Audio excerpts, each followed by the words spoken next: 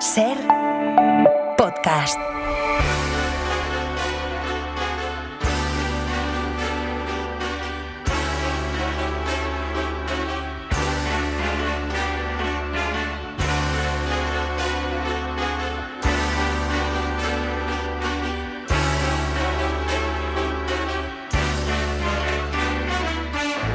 Comienza en la cadena SER ¿Y tú qué miras?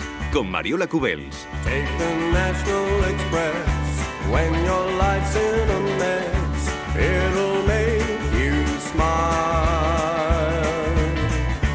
All human life is here from the feeble old dear. Acabar bien una historia es tan importante como empezarla. Eres un creador, te esfuerzas mucho en componer un relato, en conseguir un arranque deslumbrante, en mantener la atención durante 347 capítulos, durante horas y horas, temporadas y temporadas, y de pronto, ¡zas!, propones un final pobrísimo que nadie merece. O quizá lo contrario, nos das a los espectadores un cierre sublime para que quedemos convencidos de que todo el tiempo que le hemos dedicado a tu historia ha merecido la pena. Hoy, en ¿Y tú qué miras?, en este fin de agosto, vamos a acabar bien el verano. Grandes finales, finales fallidos. Para empezar, diré que es el final.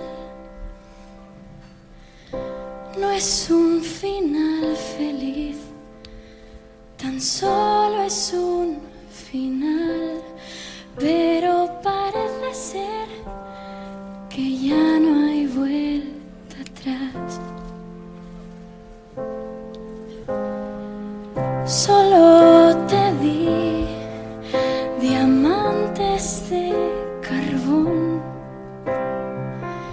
rompí tu mundo en dos, rompí tu Y si hay una persona que ha visto todos los finales de cine, sobre todo de cine, en festivales internacionales, en pantalla grande, en pantalla pequeña, desde hace 30 años o más de 30 años, es la invitada de hoy, que me va a acompañar junto a Mario Panadero. Mario, buenas tardes. Hola, buenas tardes. Para recorrer esos momentos vitales de una ficción. La periodista y crítica cinematográfica responsable de La Script y amiga mía, María Guerra. Hola, ¿qué tal? ¿Cómo estás, María? Bueno, pues bien, llegando al final del verano. Que ya es mucho. Llegar es importante. ¿Tú crees que un mal final puede destrozar una buena ficción? Hombre,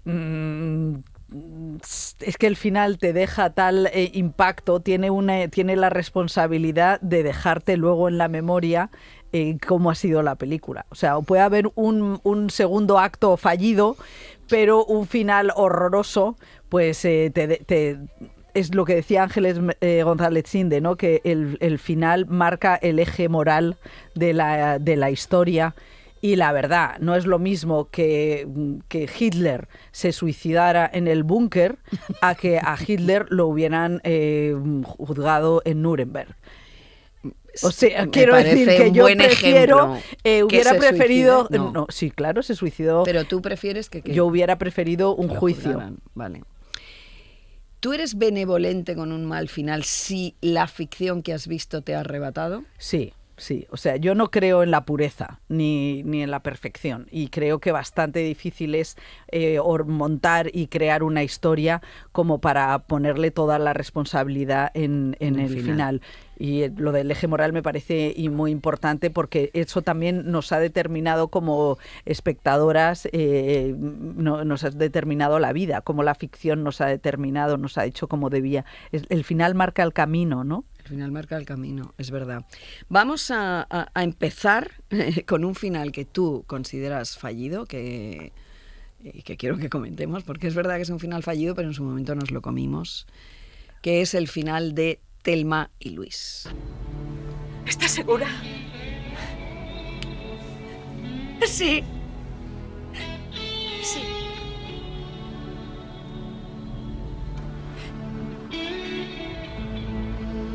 Y este es el momento en el que las dos protagonistas, cogidas de la mano en ese coche descapotable, ¿Tú te acuerdas de qué coche era, Mario? Te lo pregunto a ti, como eres hombre, digo Ford igual. Thunderbird azul nácar. Sabía que lo sabías.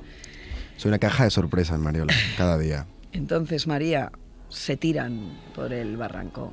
Bueno, es una película que de Ridley Scott que es muy interesante, ¿no? Porque es como dos mujeres que huyen de la violencia de género, utilizan luego en lo que son los códigos del cine masculino, ¿no? Que son los motores, la carretera, y entonces se enfrentan al sistema utilizando al arquetipo, utilizando las propias armas del arquetipo.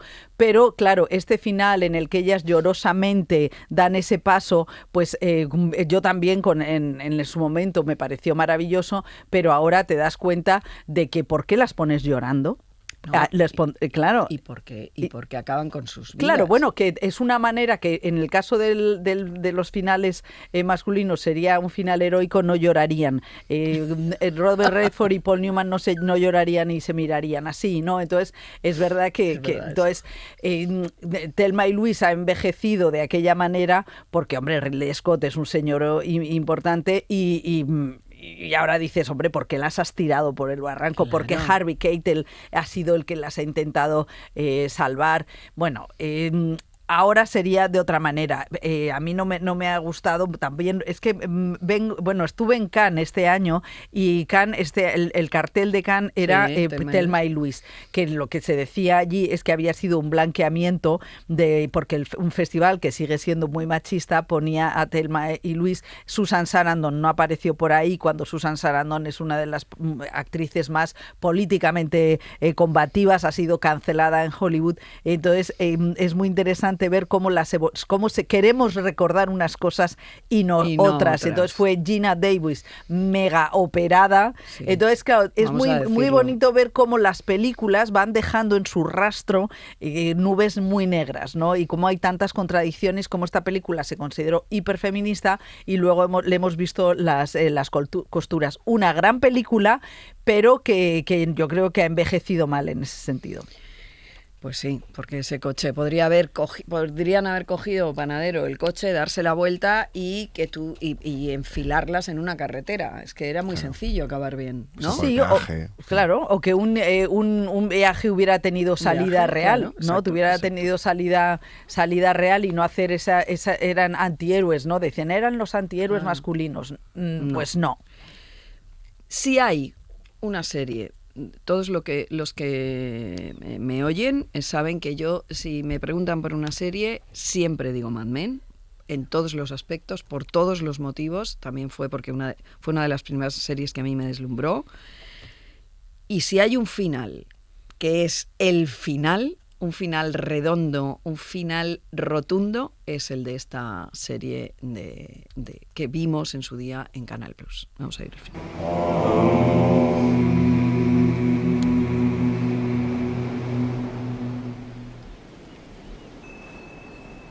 I'd like to buy the world a home and furnish it with love. Grow apple trees and honey bees and snow white turtle doves. I'd like to teach the world to sing with me. Bueno, para quien no recuerde este final, Don Draper había acabado supuestamente su vida como gran publicista, un señoro de verdad, en aquellos años. Se había retirado a un lugar de meditación, quería dejarlo todo y hay un momento mágico que es que están todos sus compañeros allí haciendo yoga con la típica postura zen y él cierra los ojos y tiene un pensamiento. Y ese pensamiento, con una media sonrisa, es la canción mítica de Coca-Cola, que es el anuncio publicitario por antonomasia. Entonces lo que tú recibes es Don Draper no se va, Don Draper se queda porque no puede evitar la ambición, la creatividad, etcétera, etcétera. Es un final apabullante. O sea, además son esos finales que yo recuerdo haberme levantado del sofá y decir, no me puede haber dado esta maravilla final. Claro, has tenido que ver toda la serie, eso es verdad. Elvira Lindo y Antonio Muñoz Molina estaban en Nueva York uno y Madrid la otra, cuando sucedió el final de Mad Men. ¿Qué pasa? Que eran momentos en los que no se veía a la vez la televisión, es decir, la diferencia horaria contaba. Entonces se estrenó allí y Antonio Muñoz Molina la vio antes. Elvira no podía soportar no saber el final y le llamó. Y Antonio le dijo, me da igual, tú cuéntame el final, porque Elvira tenía que esperarse. Antonio le contó el final y pasó esto. Termino de ver el capítulo conmocionado y suena el teléfono. Suena el teléfono a las 5 de la mañana en España. Y era Elvira para preguntarme cómo terminaba. ¿En serio, Elvira? Te lo juro, es que no podía. Entonces, a mí me da igual que me cuenten el final de la película. ¿Y te lo dijo? Sí, no le dije, me da igual, cuéntamelo. Ah, sí, te lo dijo, pero es que ese final no se puede explicar. Sí, no, lo gracioso es que él no lo entendió. Se lo expliqué Antonio. yo. O sea, Antonio Muñoz Molina, no me digas esto. Todos tenemos limitaciones. Se lo explicaste tú cuando la viste. No, cuando él me lo contó por teléfono. Bueno, ¿qué dices? Claro, o sea, él me contó por teléfono y entonces él está haciendo como una meditación y suena de fondo tal canción. Y tú dijiste, coño, y entonces dije, esto significa que vuelve tal, que él se está inventando un anuncio y vuelve a la mítico. Y él dijo, sí. Me encanta este momento de decir. ¿Qué talento? Mejor todavía, ¿no? Bueno, esto nos lo contaron en este año en La Ventana, me pareció maravilloso. Sí, o sea, me pareció maravilloso porque es verdad, no todo el mundo entiende los finales. Pero claro. Bueno, es que claro, a mí me dio la sensación, claro, de que es que la publicidad es una manera de vivir. Sí. O sea, es una manera de vivir. Claro, pero estaba ideando el anuncio. Claro, el anuncio. Que es la gran mentira. Por la gran mentira de la publicidad, la gran mentira de la felicidad. O sea, es Satán pensando el cielo. Entonces, bueno, claro, es tremendo, pero Sin yo duda. también creo que fue un final de ¿qué? Yo hubiera deseado, me preguntaron una vez qué otro final, pues yo hubiera deseado a lo mejor que Peggy hubiera alcanzado el éxito profesional y personal y que la pobre Sally, que era la hija de Don y de Betty Draper, no hubiera heredado lo peor de sus progenitores. Eso también hubiera sido un buen final, porque la niña esta estaba Ya, pero condenada. vamos a ver, que Weiner, a pesar de ser un feminista, porque decía unas cosas preciosas, de que él había leído la obra de Betty Friedman, La mística de la felicidad, que es lo de de la feminidad. la feminidad, que es lo del malestar sin nombre de las mujeres de esa época. Él diseñó el malestar de los hombres. Sí. Pero claro, él tenía todo el foco en él y la poca y no quiso tener el cielo para ellas. Sí, eso es verdad. Entonces ahí, claro, son las trampas, ¿no? Las trampas del creador, que es como siempre mal para nosotras. Claro que se les va. Se les va. Bueno, aquí hemos reunido esta tarde, Mario, a seriéfilos variopintos para que nos cuenten su final fallido o su gran final. Y yo quiero que escuchemos a Manuel Valdivia, que fue el creador nada más y nada menos de esa serie fundacional que fue Médico de Familia, entre otras muchísimas, que yo siempre digo que gracias a esas series, a veces denostadas, estamos donde estamos, se cultivó el talento de muchos creadores para que luego pudieran hacer las series que ahora, celebramos tanto. Acabó como tenía que acabar en aquel momento, aquella serie, que es con el amor triunfando, María, que ya sabemos que esto no siempre es así. Bueno, no, es que la vida tiene resultado muerte. Entonces yo creo que como tiene eso hay que pensar... No, yo es que soy muy de Burgos, pero quiero decir que verdad, se agradece se nos había olvidado. Se agradece que un poco bajar a tierra siempre es agradable. Bueno, vamos a escuchar a Manuel Valdivia, que nos ha dejado su relato. Me gustaría homenajear otra serie que me marcó, Urgencias, con John Wells como showrunner. Mientras hacíamos compañeros y luego policías en el corazón de la calle, veíamos cada capítulo semanal y entre nosotros, guionistas y directores, fans absolutos, comentábamos los recursos narrativos que descubríamos. Tiempo después me compré todos los DVD y pude ver de tirón las 15 temporadas, 331 episodios. Y ver Urgencias así, todo seguido, fue un gran aprendizaje. cómo evolucionó la serie con las tramas de larga duración, con los Bueno, personajes. Valdivia ha elegido esta serie, nuestro compañero de la sección de televisión en El País, Héctor Llanos, ha elegido otro final. Pues yo voy a elegir el final de una serie, A 2 metros bajo tierra. Para mí podía haber acabado perfectamente con Claire Fisher, que es la protagonista, la hija pequeña de la familia, abandonando la ciudad para comenzar una nueva vida. Y así pues hubiese sido un final completamente satisfactorio, pero el que se le siguió me parece realmente magistral. Porque vemos que mientras se aleja en su coche, pues la serie, haciendo honor a su propia esencia, nos va mostrando poco a poco los momentos en los que morirán en el futuro cada uno de sus seres queridos e incluso ella misma. Y además encima suena esa canción de Sia tan desgarradora como banda sonora y te lo hace un momento bastante inolvidable. Bueno, a mí esos últimos 5 minutos de la serie pues me recuerdan algo que siempre he pensado, que A 2 metros bajo tierra fue a la vez la mejor comedia sobre la muerte y el mejor drama sobre la vida. Le pedí también a la directora, le hemos pedido a la directora Arantxa Echevarría, María, que nos contara su final. Yo te diría el final de Carmen y Lola. O sea, supuestamente 2 chicas gitanas que huyen, que no tienen nada, pero se van al mar y las 2 miran el mar ese que tanto les da miedo, pero se atreven a tirarse al agua. Y ahí se acaba la peli. Entonces, es un final de esperanza porque habitualmente todas las películas que yo he visto de amor de chicas acaban con suicidios, abandonos, que una se casaba con un chico, cosas terribles que era como, por Dios, vaya referente le estamos dando a las chavalas, ¿no? Y entonces quería que fuera un final, si te digo la verdad, feliz. Y mucha gente me dijo, cambia ese final, que los festivales no lo van a ver como un final redondo de una película, sino un final casi anecdótico.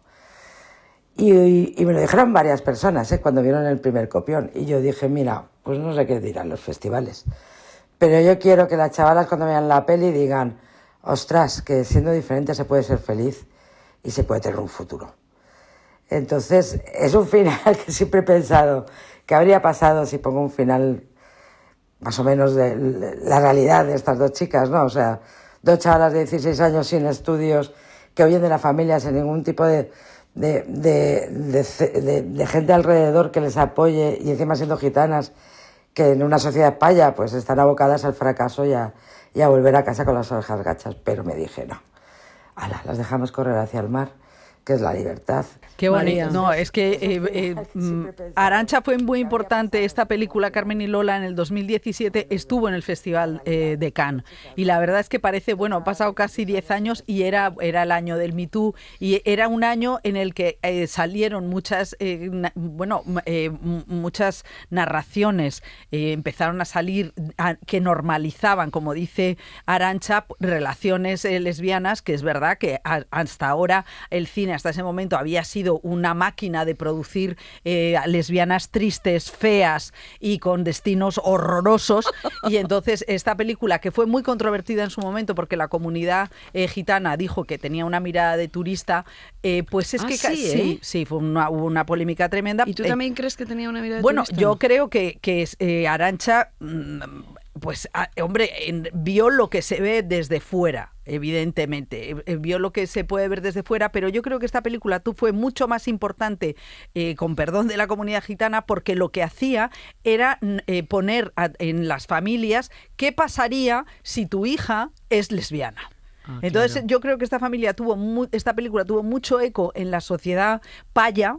Sí. Porque precisamente decían, bueno, es que eso está pasando en el mundo gitano, que en efecto se mira, ¿no?, con mucha displicencia. Y yo creo que fue una película importante para la representación lésbica fuera de la comunidad gitana y que, bueno, pues... que marcó, todos lo recordamos. Tal. Entonces, a mí me parece que sí fue una película importante con un final que me recuerda también a Los 400 golpes de Truffaut, que es el adolescente que llega al mar, ¿no? Y el mar como futuro, como diciendo, bueno, pues aquí hemos llegado y ahora lo que te queda es el horizonte. Fíjate, ahora que dices lo del mar, a mí me parece que a lo largo de la historia de la ficción no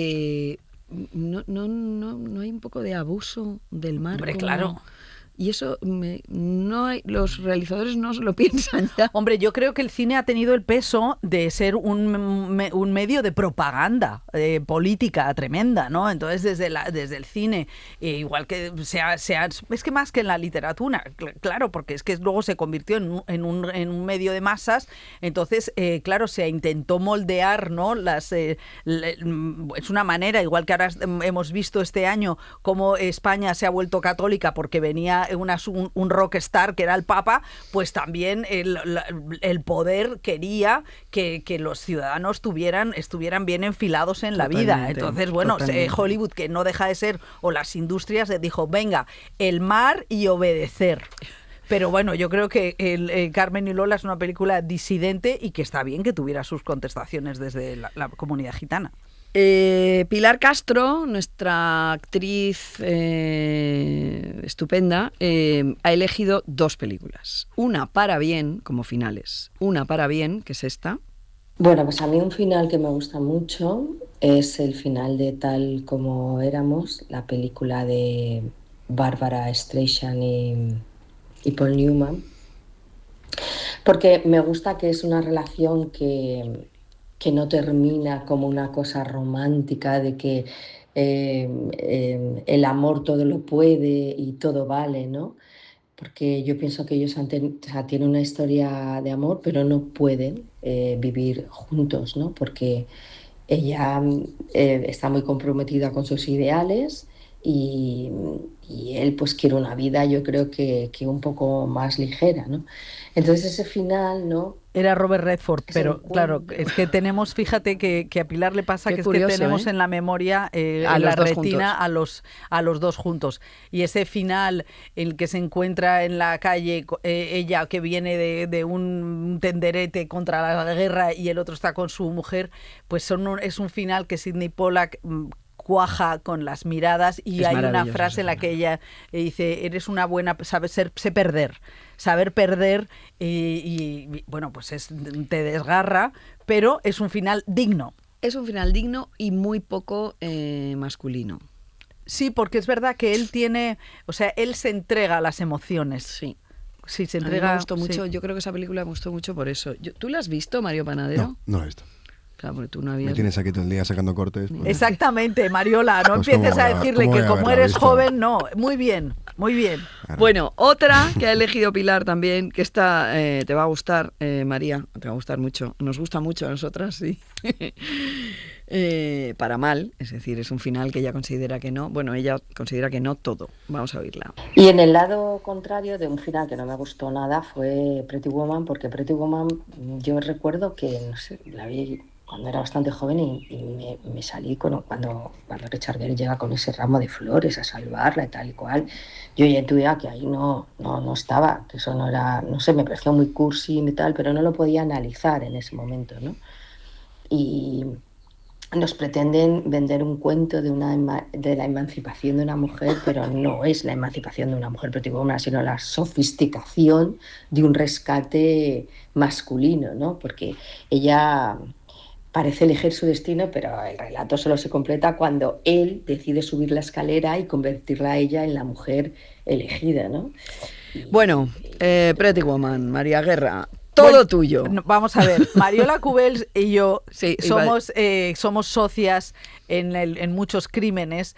Hay uno que se llama Señoras y Señoras, lo digo yo porque no pasa nada, porque sea yo la que, como soy la invitada, pongo la cuña. Es un show, es un show feminista que hacemos 2 señoras de 60 años y tenemos una sección que se llama El Timo Audiovisual sobre los golazos que nos han metido el cine, sobre todo en las mujeres de nuestra generación, y nosotras teníamos 25 años en 1990 cuando nos dijeron que El Príncipe Azul era un putero y que ser prostituta mola mucho y no pasa nada. Es como levantarte para ir al supermercado, cuando no es ir al supermercado, es ir a hacer felaciones y dejarse penetrar por gente inmunda.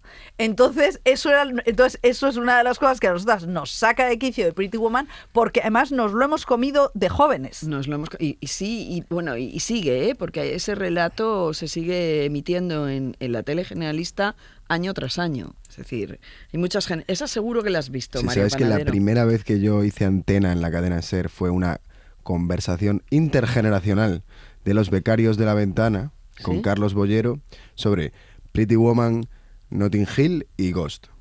No quiero saber. No, quizá os sorprenda, dijo... pero Bollero no tenía esta mirada de género que estamos ¡qué aquí raro! desplegando.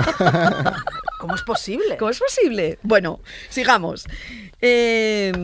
Orson Welles contaba que disponer o no de un final feliz depende, Mario, de dónde decidas detener la historia. Eso es brillante y además todos hemos sufrido y todas películas que tienen varios finales. Sí. Y dices, aclárate, cariño. Aclárate.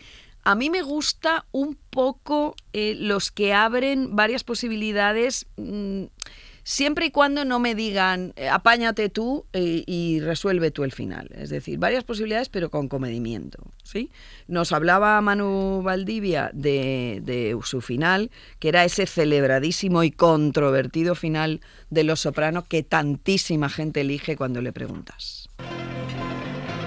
Bueno, ya todos han visto ya el final de Los Soprano, y se puede contar, pero en fin, ya está, o sea, ya sabemos cómo acaba. Luego están los finales alternativos, eso de qué habría pasado si, o lo que habría podido ser y no fue. Esos también me gustan mucho. Y aquí viene el que más detestamos del mundo, María Guerra y yo, que es el final de la película tan celebrada, Los puentes de Madison, donde Clint Eastwood obliga a Meryl, Francesca en la ficción, a comerse el deseo para siempre. Este es el momento en el que ella está en la furgoneta, María. Con su marido. Su marido que ha ido a comprar pero va a volver. Ella está llorando porque Clint la espera en la furgoneta de enfrente bajo la lluvia. Porque han tenido ese idilio mientras su marido se había ido a una feria de ganado y entonces ella decide quedarse con el aburrido de su marido. Sí. Y el otro está bajo la lluvia. ¿Me puedes explicar por qué Clint Eastwood, que podría perfectamente, me da igual que diga, no, es que era 1900... No, y que era una novela y tal, no, bueno...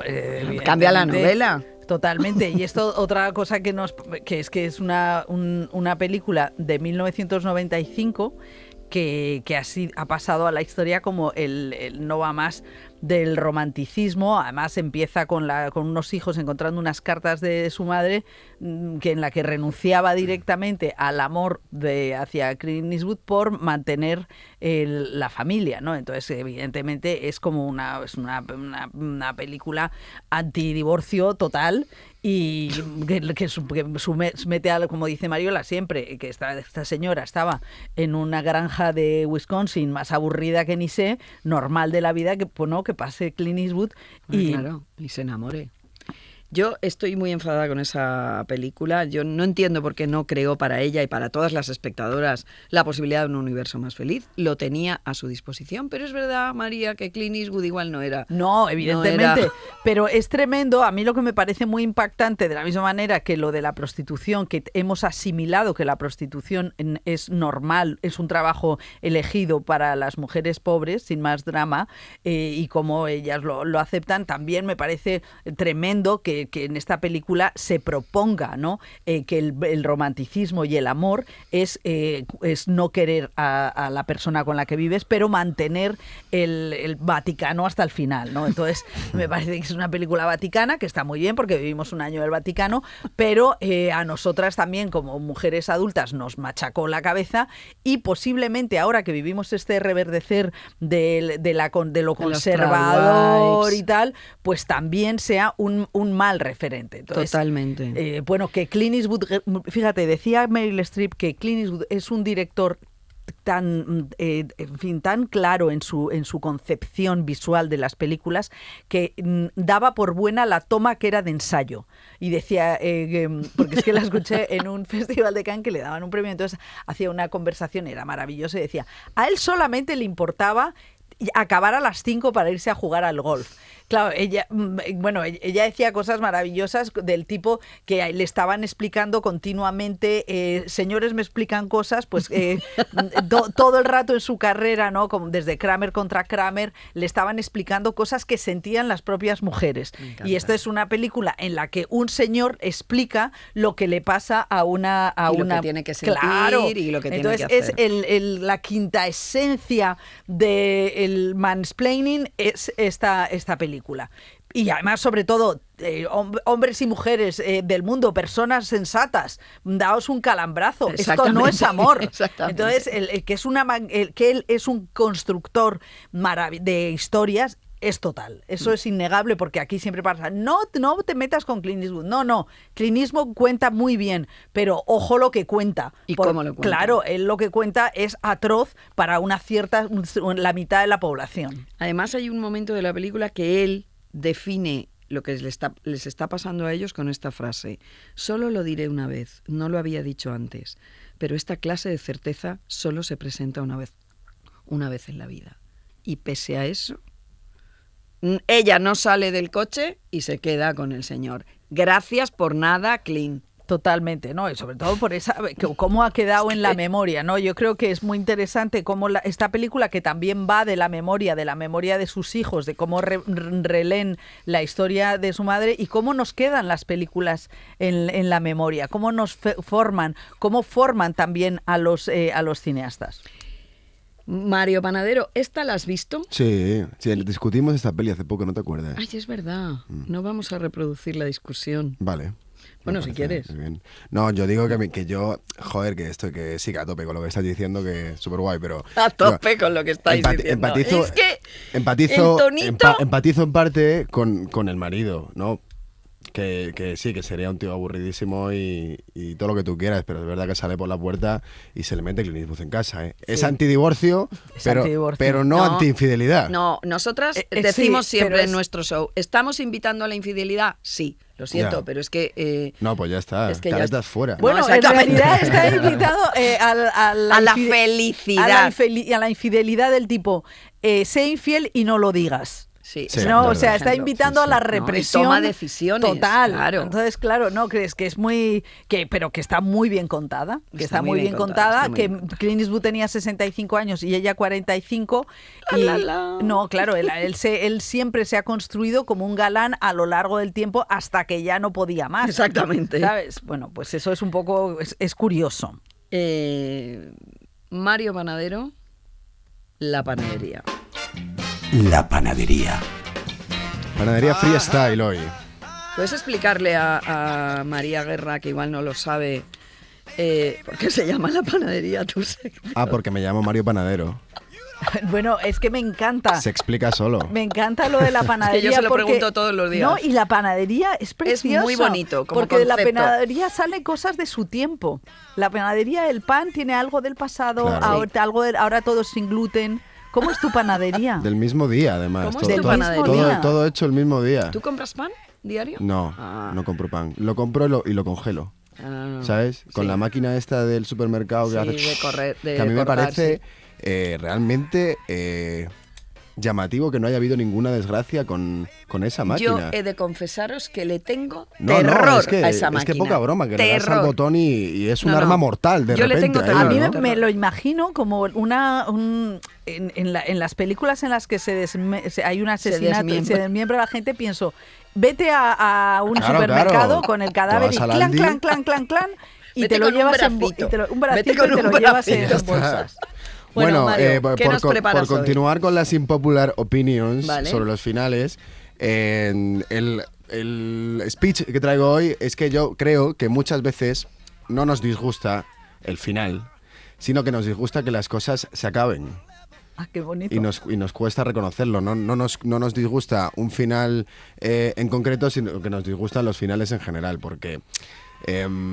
somos un poco adictos y adictas a los principios, a la adrenalina de cuando todo está por comenzar, pero nos cuesta un poquito más cuando la televisión se va fundido a negro, vemos nuestra cara reflejada en la pantalla y hay que ponerse a reflexionar sobre lo que hemos visto. Siempre está la opción de coger el móvil y ponerte a scrollear, claro, pero bueno, es menos recomendable.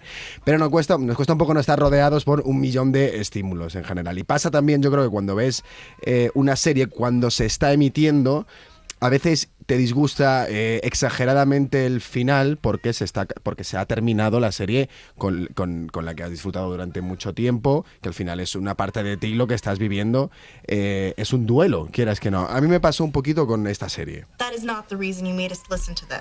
Porque yo veo las cosas en versión original. Hombre, claro, claro. Este es el final de Cómo conocí a vuestra madre, que se emitió en 2014. Yo tenía 16 años, lo recuerdo perfectamente cuando se emitió, la seguía al día y no me gustó absolutamente nada porque la serie se llama Cómo conocí a vuestra madre. Es la historia sobre cómo Ted Mosby conoce a la madre de sus hijos y... la madre de los hijos de Ted Mosby sale en los últimos 10 minutos de la serie, más o menos, ¿no? Entonces, el plot twist final es que sus hijos le hacen llegar a la conclusión de que en realidad la historia que les ha contado es una historia sobre cómo está enamorado de Robin y entonces él pues dice, vale, tenéis razón, y se va con la trompeta azul a su casa a buscarla. Yo cuando la vi no me gustó nada, pero es verdad que yo creo que yo estaba muy disgustado porque se hubiera acabado Como conocí a vuestra madre, porque fue como un poco la primera sitcom que yo vi contemporáneamente y que me gustó mucho. Pero años después la volví a ver y yo creo que entendí mejor ese final. Y creo que una vez superado el duelo puedes volver a ver las cosas y la conclusión a la que llegas puede ser un poco diferente. Qué bonito ¿No esto, Mario? crees? Totalmente. Es muy bonito porque las series producen esa idea de vivir en un lugar, ¿no? Una serie es vivir en un lugar y entonces yo creo que eso, claro, produce el dolor de ya no puedo volver. Eso en la vida no te suele pasar, salvo situaciones muy, muy extremas. Y las series son viudedades. Es bonito lo de vivir en un lugar. Yo pregunto mucho en las entrevistas en qué serie te quedarías a vivir y todo el mundo tiene una en su imaginario. Dinos, Mario. Y bueno, por terminar esta panadería de verano, te voy a llevar la contraria. Y te voy a poner un principio. Vale. ¿Qué te parece? Esta es la primera escena de Breaking Bad, que es probablemente uno de los inicios de serie más populares por lo descolocado que te deja cuando la ves, porque en la primera escena de Breaking Bad ves ahí a Bryan Cranston conduciendo una caravana en calzoncillos y con una máscara antigas y después, no sabes qué pasa. No sabes qué pasa, estrella la caravana, sale y graba un mensaje de despedida a su familia, el que supuestamente es el protagonista de la película. Luego suceden, por supuesto, un montón de cosas más durante 6 temporadas que son fantásticas, pero este principio es... un muy buen principio, porque no es acaso todo final el principio de otra cosa, Mariola. Qué bonito esto, es que es un intelectual. Ahí lo dejamos. Humanista. Vamos allá.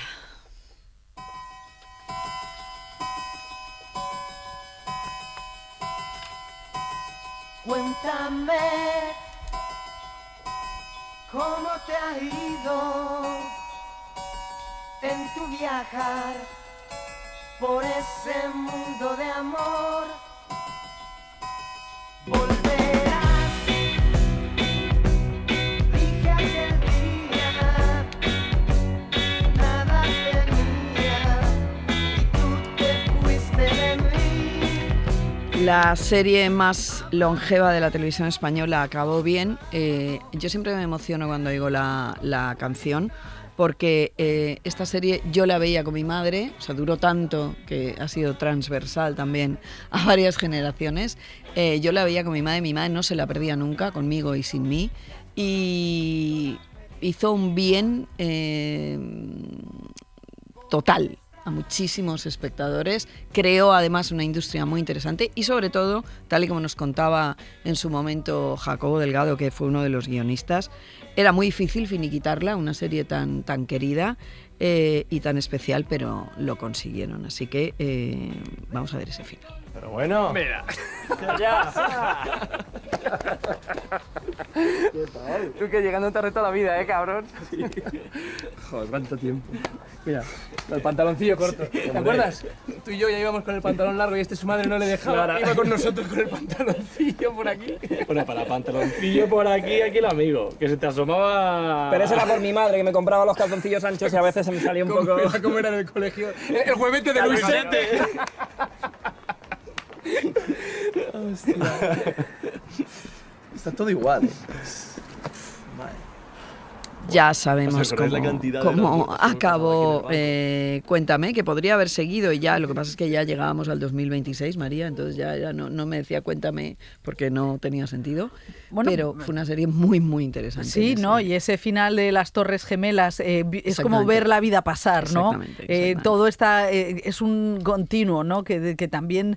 Es muy, a mí me parece admirable y además creo que los guionistas de series son gente son grandes filósofos porque están administrando la emoción de la rutina. Sí, y entonces ese administrar la gota a gota, pues posiblemente Cuéntame a tu madre le dio mucho sentido del tiempo para ella y de su... O sea, a lo mejor sirvió para personas que no se planteaban o no se contaban bien a sí mismas. Yo creo que es una serie que mientras se veía te contabas a ti mismo y te situabas en un momento espacio-tiempo, ¿no? Y yo creo que eso pues fue muy valioso. Y además la voz en off era un niño que en realidad tenía nuestra edad. Es decir, claro, era un niño que era igual un poquito mayor, pero bueno, más o menos, ¿no? Entonces, claro, las personas que veían esa serie de todas las edades se sentían más o menos, es decir, estábamos ahí. Sí, además es que Carlos Hipólito, que cumple este 26, 70 años, sí, claro, es un personaje, Carlos, que está entre muchas generaciones y yo creo que ha explicado muy bien a los del pasado y a los del presente y a los del futuro quiénes somos. Entonces sí que, aunque yo francamente he salido, o sea, no he querido vivir tanto en Cuéntame. Es que yo tengo problemas con vivir en las series. Ya. Yo me gusta más vivir cortamente en una película. Eres seca. Soy seca. Sí. Y luego a veces, claro, no. Yo prefiero vivir menos en las series. Bueno, yo insisto, a mi madre le hizo muy feliz esta serie y yo con eso me quedo. Fíjate, bueno, María. Es que eso ya es un éxito. No lo consiguieron igualmente. Una serie que fue al principio muy celebrada. Yo me levanté a las 6 de la mañana para poder ver el final, porque luego tenía radio y eran otros tiempos televisivos donde, en fin, te tenías que levantar para verlo en directo. Que fue Lost, el final de Perdidos. Nos hemos metido mucho con el final de Los Serrano, porque nos pareció, ha sido un sueño. Pero de Lost no dijimos tanto. Vamos a ver, Panadero. Hola, Benjamin. Hola, John. ¿Ya están todos dentro? Me parece que la mayoría sí.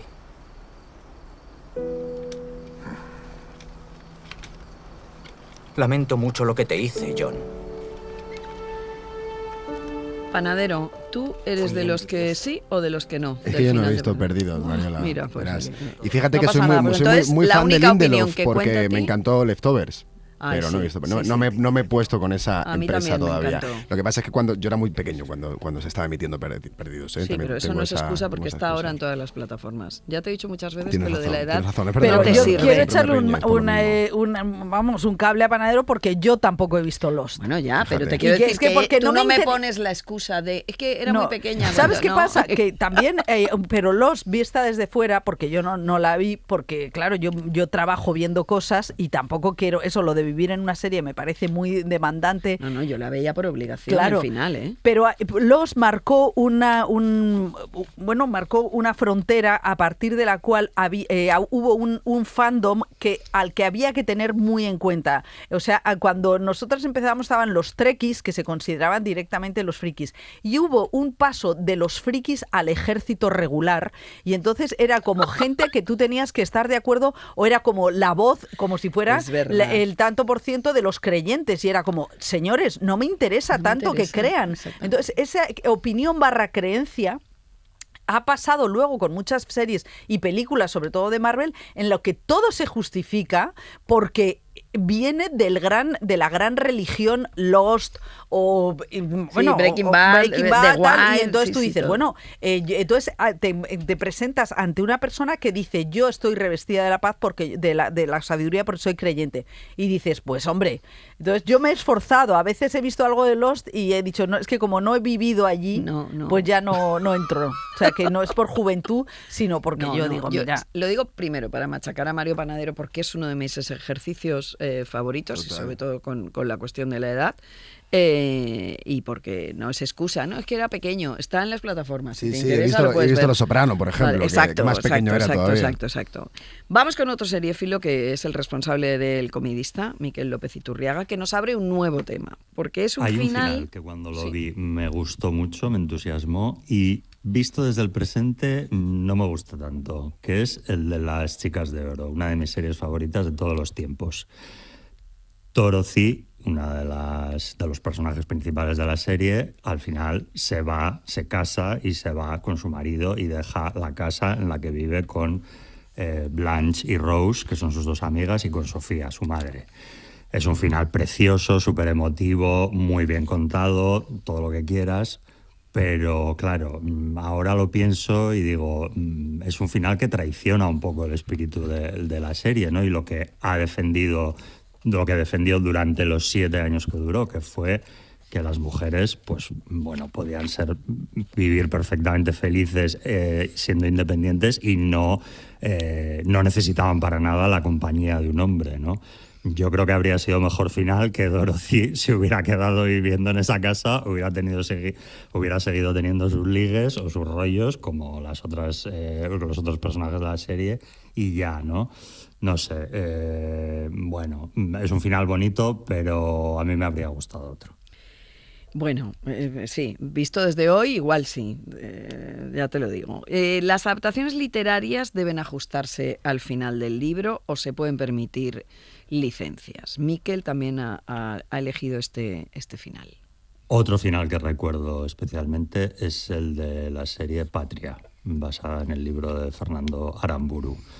Me pasé todo el último episodio aguantando las lágrimas y fue acabar la serie con ese momento absolutamente inolvidable en el que se encuentran las dos protagonistas de la serie.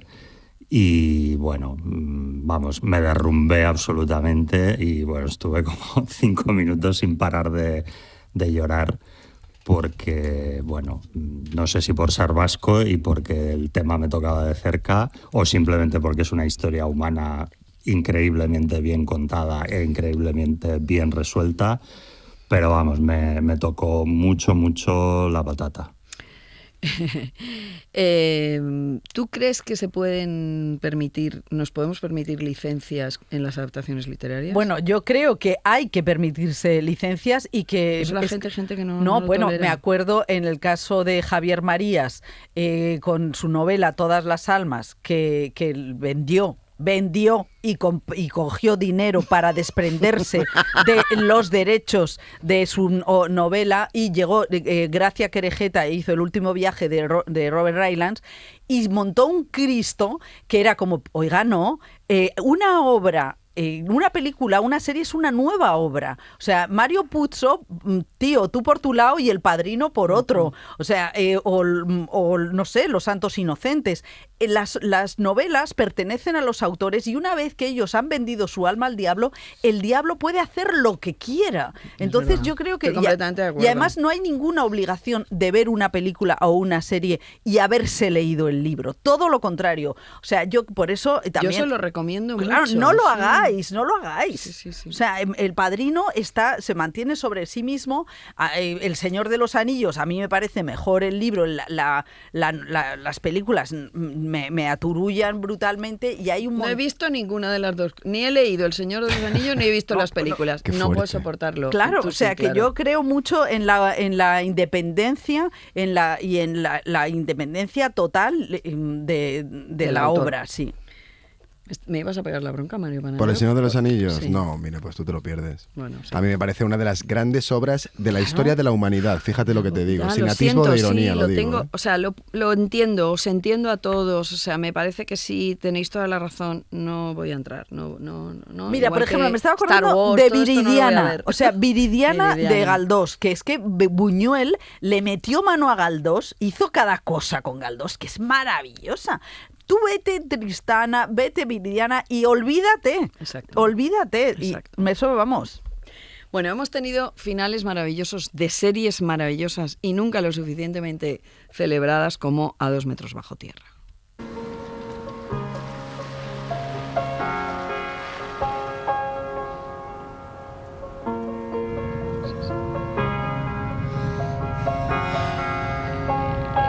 Claro, antes nos lo contaba uno de nuestros seriéfilos, no se oye nada porque la serie es todo, el final es todo imágenes y vemos esto que decía nuestro compañero, que vemos gente pasar, ¿no? Vemos momentos pasar, es deliciosa, yo lloré también.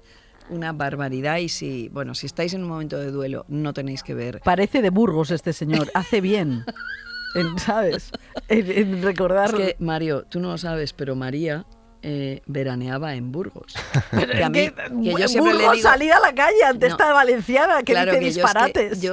Para mí, lo siento, compañeros de Burgos, para mí veranear y Burgos... No, me bañaba en el río Pisuerga en Melgar de Fernamental, que es pues otra es una cosa. Zona preciosa. Claro, sí, no lo dudo, pero tú piensas que yo soy mediterránea, entonces para mí... Ya. Entonces, claro, veranear y Burgos son dos conceptos que yo... Entonces, cuando me lo dijo la primera vez dije, claro, ahora entiendo todo. Efectivamente. Pero mira, coincido en 2 metros bajo tierra. Vale. Otro final absolutamente maravilloso de otra serie maravillosa que era Friends. Es más duro de lo que me había imaginado. Tranquila, lo superarás. ¿Estás mejor? Sí.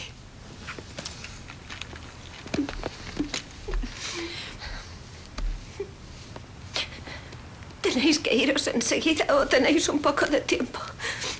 Bueno, qué bonito momento, esa celebración de la amistad, en esos, como bien decía Mario Panadero la semana pasada en nuestra sección sobre las casas el casoplón, y el casoplón que tenían, Mónica. que vivían en pleno Central Park, sí. en Central Park, personas como un actor mediocre que no tenía trabajo, Una cocinera de restaurante. y una cocina de restaurante y tal, que tenían unas casas impresionantes. Pero bueno, ahí hicimos todos el ejercicio de la suspensión del descrédito y dijimos, nos lo vamos a creer todo, vamos a creer que siempre está ese sofá libre para ellos cuando llegan a la cafetería. Hay un final de una serie que fue mítica, que era Sexo en Nueva York. Llegó una última temporada, que nunca me acuerdo del nombre, también te lo digo, el nombre de la última temporada. Yo tampoco. Bueno, sabéis, la segunda temporada y última de Sexo en Nueva York, que es que no se llamó igual. Imperdonable ese final que le dieron a la historia. Hay relaciones que te abren puertas a cosas nuevas y exóticas.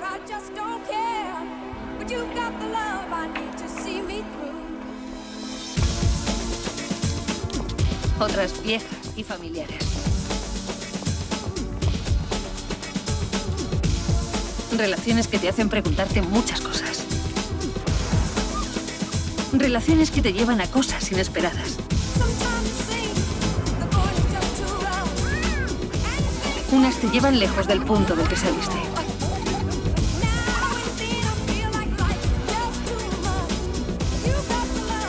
Y otras te devuelven a él.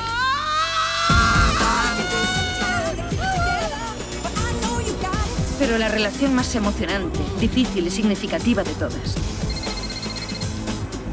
es la que tienes contigo misma. Y si encuentras a alguien que te quiera por ti misma... ¡Hola! ¿Qué pasa, niña? ¿Qué tal por Napa? He puesto en venta la casa. Cuidado, Nueva York, ya vuelvo. No. Bueno, No. eso es Es un no, esa cursilería es insoportable. Además, fíjate que en castellano suena un poco mejor. Pero cuando la ves en versión original, la frase, la relación contigo misma, cállate. Bien, tenemos que acabar. Tenemos que acabar. Millones de gracias, María. Me encanta porque ha sido el programa de los spoilers. Porque es una costumbre horrorosa. Bueno, pero aquí ya damos por No, sentado que una todas- costumbre que la gente mantiene, y yo te contaré una anécdota en el cine, lo que yo te diga, yo que sé, en los años 90 así, en El Contestador hablábamos del Jesucristo, como es la película de Mel Gibson. Bueno, la pasión. Y un oyente nos dijo que le habíamos hecho spoiler. Entonces es como, me arranco la cabeza. Me encanta que me hayáis invitado a un programa en el que hemos contado tantos finales. Ya. Cristo murió. Yo he sacado los cortes mirando el móvil un poco. Totalmente, para no verlo. Bueno, mil gracias, María Guerra, mil gracias a ti, Mario Panadero. Mariela. Otro año en ¿Y tú qué miras? And in the end, the love you take is equal to the love you make.